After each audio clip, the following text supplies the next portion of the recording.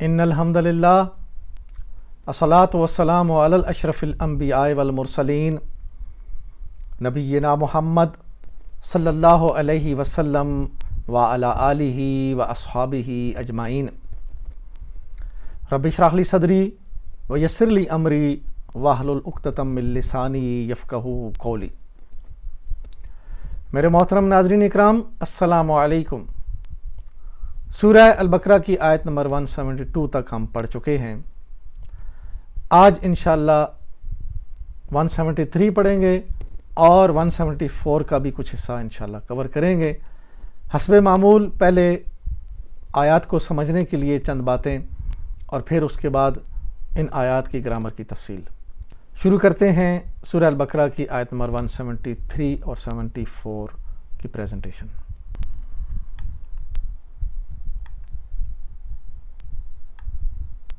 اعوذ باللہ من الشیطان الرجیم، بسم اللہ الرحمن الرحیم۔ انما حرم علیکم المیتۃ والدم ولحم الخنزیر وما اہل بہ لغیر اللہ فمن اضطر غیر باغ ولا عاد فلا اثم علیہ ان اللہ غفور رحیم۔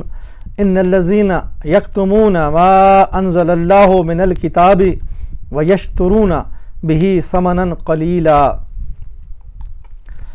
اللہ کی طرف سے اگر کوئی پابندی تم پر ہے تو وہ یہ ہے کہ مردار نہ کھاؤ، خون سے اور سور کے گوشت سے پرہیز کرو، اور کوئی چیز ایسی نہ کھاؤ جس پر اللہ کے سوا کسی اور کا نام لیا گیا ہو۔ ہاں، جو شخص مجبوری کی حالت میں ہو اور وہ ان میں سے کوئی چیز کھا لے بغیر اس کے کہ وہ قانون شکنی کا ارادہ نہ رکھتا ہو یا ضرورت کی حد سے تجاوز نہ کرنے والا ہو تو اس پر کچھ گناہ نہیں۔ اللہ بخشنے والا اور رحم کرنے والا ہے۔ محترم ناظرین، آپ نے آیات کا ترجمہ سنا۔ پچھلی آیات جو ہم نے پڑھی تھیں ان میں جو آخری بات تھی وہ یہ تھی کہ اللہ نے فرمایا کہ حلال اور پاکیزہ رزق جو ہم نے تمہیں دیا ہے اسے کھاؤ اور اللہ تعالیٰ کے شکر گزار بندے بن جاؤ۔ اور اب ان آیات میں جو حرام چیزیں ہیں وہ بتلائی گئی ہیں، 4 چیزیں بتلائی گئیں، اور ان 4 چیزوں کے علاوہ جو بھی ہے وہ سب حلال ہے، طیب ہے اور وہ کھانے کے لائق ہے، اور مزے سے کھائیں لیکن شکر گزاری کے ساتھ۔ اب وہ حرام چیزیں کون سی ہیں؟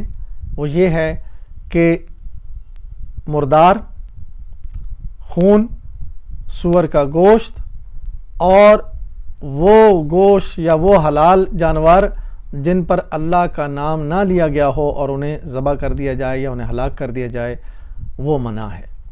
تو یہ 4 چیزیں منع ہیں۔ ان 4 چیزوں کے علاوہ سب چیزیں کھانے کے لائق ہیں۔ بنیادی طور پر یہ چیزیں جو حلال ہیں وہ بتلائی گئی ہیں، اور وہ حلال چیزیں کھانے کے جو جانور ہیں وہ بھی قرآن میں بتلا دیے گئے۔ 8 نر اور مادہ ہیں وہ حلال ہیں، اور باقی ساری چیزیں اس کے علاوہ حرام ہیں۔ تو یہاں پہ 4 چیزوں کا ذکر تھا، ان کے علاوہ سب حلال ہے۔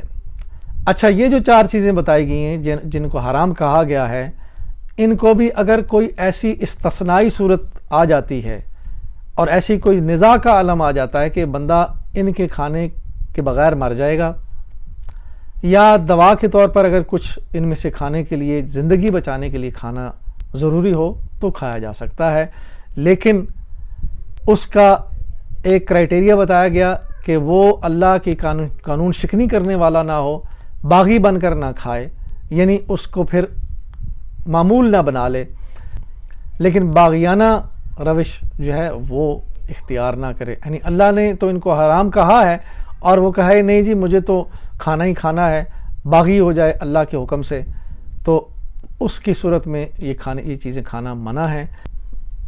اور اس کے بعد اللہ تعالیٰ نے فرمایا کہ اللہ تعالیٰ بڑا غفور و رحیم ہے، یعنی اگر غلطی سے تم کچھ کھا لو یا ضرورت کے مطابق کھا لو تو اللہ تعالیٰ بخش دے گا۔ اس کے بعد آیت نمبر 74 شروع ہوتی ہے، اور وہ انشاءاللہ ہم کنٹینیو کریں گے اگلے پروگرام میں۔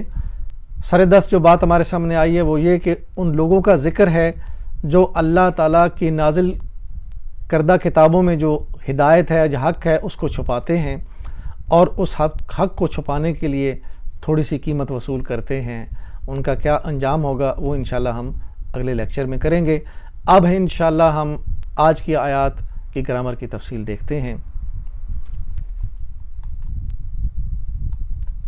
انما حرم علیکم المیتۃ والدام ولحم الخنزیر وما اہل بہ لغیر اللہ۔ اللہ کی طرف سے اگر کوئی پابندی تم پر ہے تو وہ یہ ہے کہ مردار نہ کھاؤ، خون اور سور کے گوشت سے پرہیز کرو، اور کوئی ایسی چیز نہ کھاؤ جس پر اللہ کے سوا کسی اور کا نام لیا گیا ہو۔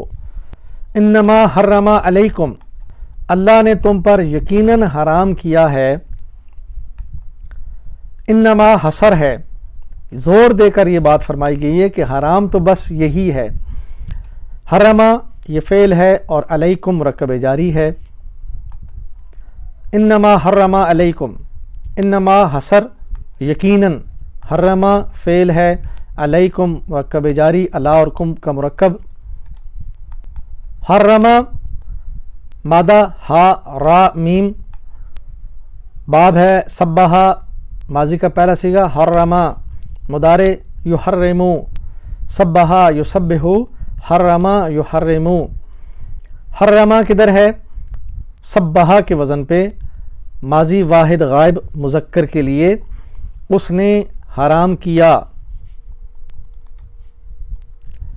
المیتۃ والدام ولحم الخنزیر، میتۃ مردار اور دامہ لہو اور خنزیر کا گوشت۔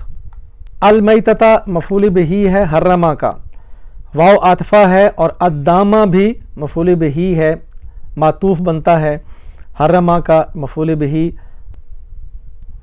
ولحم الخنزیر، واو اسم عاطفہ اور لحمہ بھی حرمہ کا مفعول بہ ہے، اور لحم الخنزیر یہ مرکب اضافی بنتا ہے۔ وما اہل بہ لغیر اللہ، اور تم پر حلال نہیں کیا گیا جس پر اللہ کا نام نہیں لیا گیا۔ واو عاطفہ ما نافیہ، اہل فعل ہے، اور بہ مرکب جاری، لی غیری بھی مرکب جاری ہے، اور غیر اللہ یہ مرکب اضافی ہے۔ وما اہل بہ لغیر اللہ، وما واو عاطفہ ما موصولہ، اہل فعل مجہول ہے، اور بھی اور ہی کا مرکب جاری بنتا ہے۔ لغیری لی اور غیری مرکب جاری ہے، غیر اللہ مرکب اضافی بنتا ہے۔ اہل مادہ ہا لام لام، باب اسلمہ اور ماضی کا پہلا صیغہ احلّا، مضارع یحلّو، اسلمہ یسلمو، احلّا یحلّو۔ احلّا کدھر ہے؟ اسلمہ کے وزن پہ، اس نے پکارا، ماضی واحد غائب مذکر کے لیے۔ احلّا اس پر پکارا گیا، یہ واحد مجہول ہے ماضی کا، یہ ماضی مجہول۔ احلّا اس نے پکارا، احلّا اس پر پکارا گیا، فعلا کے وزن پہ۔